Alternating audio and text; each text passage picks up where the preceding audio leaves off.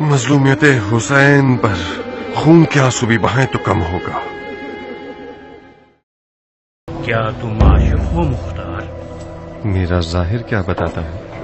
तुम्हारा जाहिर कुछ गलत बयानी कर रहा है, खुसूसन तुम्हारी आंख का जख्म।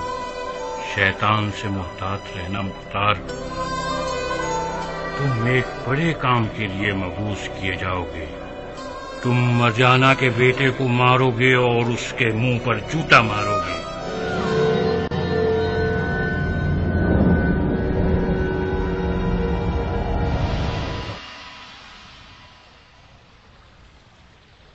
खुदा की पनाह,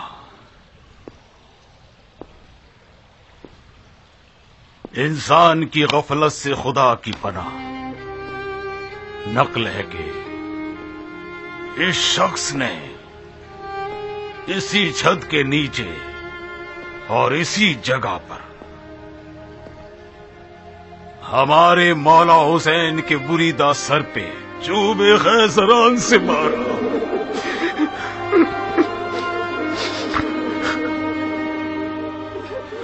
मजलूमियत हुसैन पर खून के आंसू भी बहाएं तो कम होगा।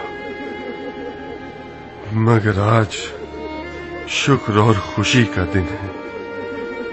अपने सर के बाल कटवा कर मदीने में मौला सज्जाद के हुजूर इस सर को ले जाएं।